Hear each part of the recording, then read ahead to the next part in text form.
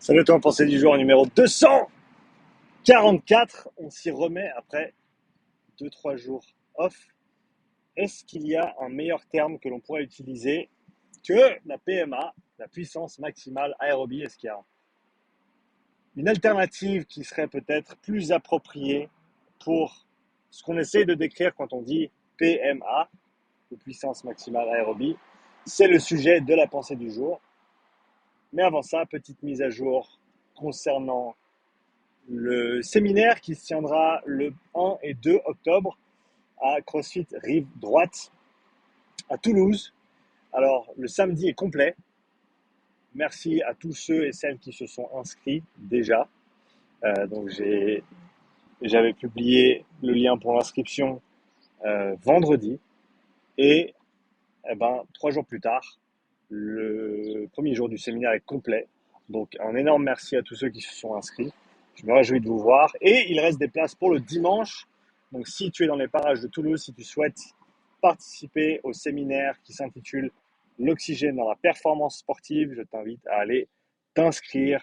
Tu pourras trouver le lien dans la description de cette vidéo. Bien sûr, donc, PMA, puissance maximale, aérobie, qu'est-ce que ça veut dire? Ou alors, qu'est-ce que ça veut dire pour la plupart des gens, de manière générale? Euh, à mon avis, il y a deux, ou en tout cas, moi, je retrouve ce terme dans deux situations différentes. La première, c'est quand on parle d'un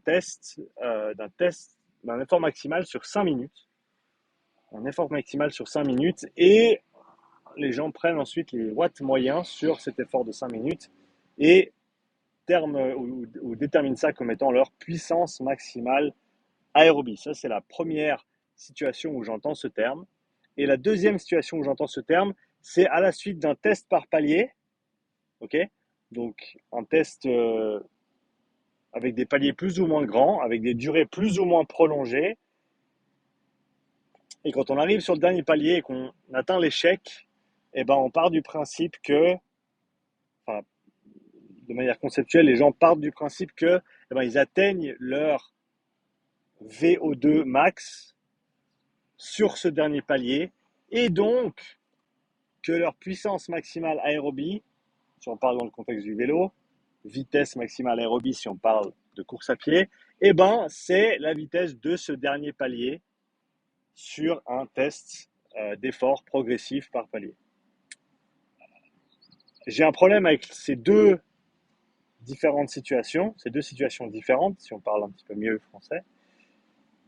La première étant sur le test de 5 minutes. À mon avis, il n'y a pas vraiment de fondement pour utiliser le terme PMA sur un effort maximal de 5 minutes. À mon avis, c'est beaucoup plus cohérent de simplement appeler ça la puissance moyenne sur 5 minutes.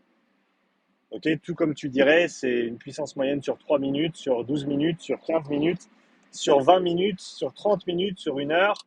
Peu importe la durée, pourquoi est-ce que 5 minutes serait PMA et 4 minutes ne le serait pas et 6 minutes ne le serait pas non plus? Ça n'a pas vraiment de sens. Oui, mais Sean, on a toujours utilisé comme ça. Oui, mais Sean, oui, mais non. À mon avis, c'est pas suffisant de dire on a tout le temps fait comme ça, donc on va continuer à faire comme ça. Il faut mettre les choses à jour. Et on sait que cette PMA, le terme ne veut rien dire dans un contexte d'un effort de 5 minutes. Parce qu'on ne peut pas le différencier nécessairement des autres.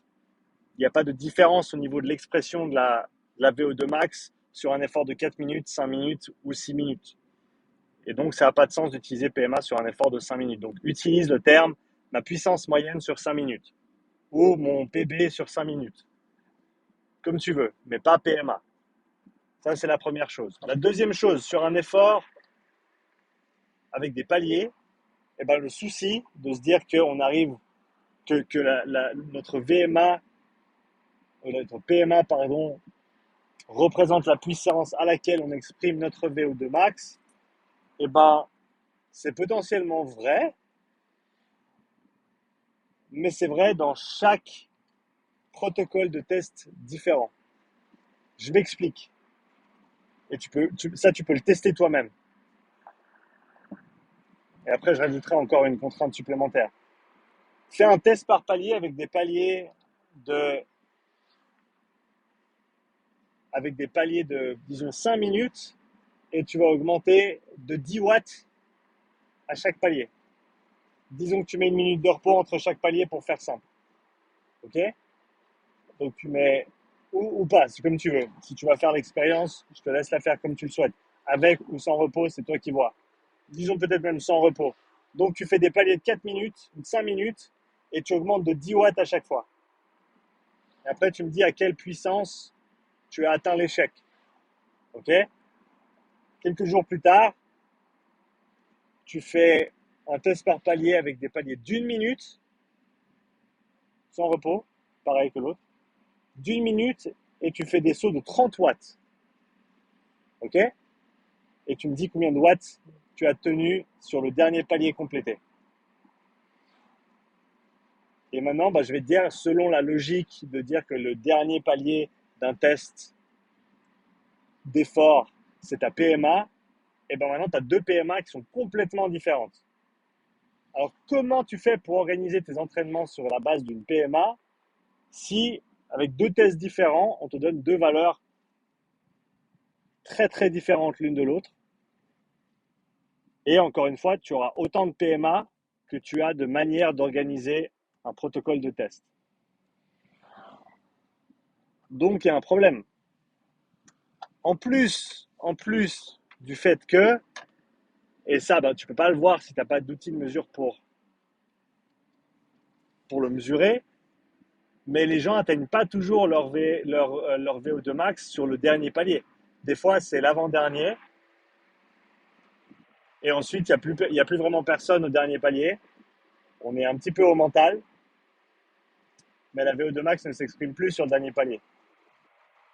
Donc, toutes ces choses-là font que c'est pas cohérent d'appeler le dernier palier d'un test d'effort notre PMA.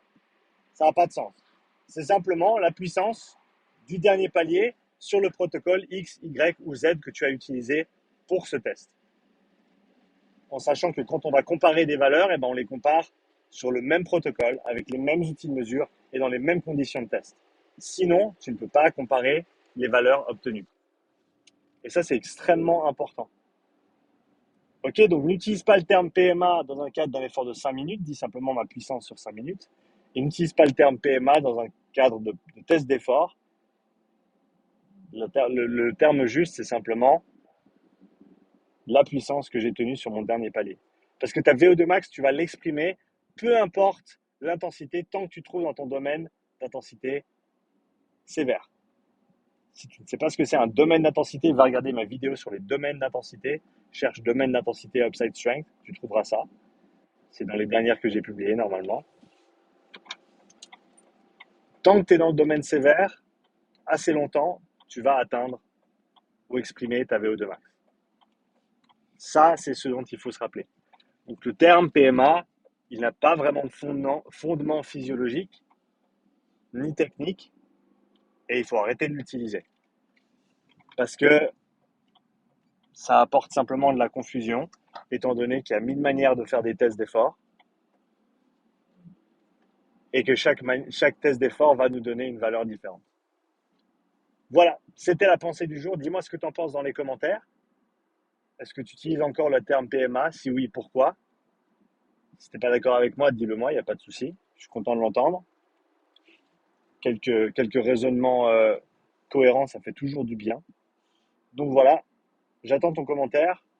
Si tu n'es pas encore inscrit pour le séminaire de Toulouse, va t'inscrire pour le dimanche, parce que le samedi, il n'y a plus de place.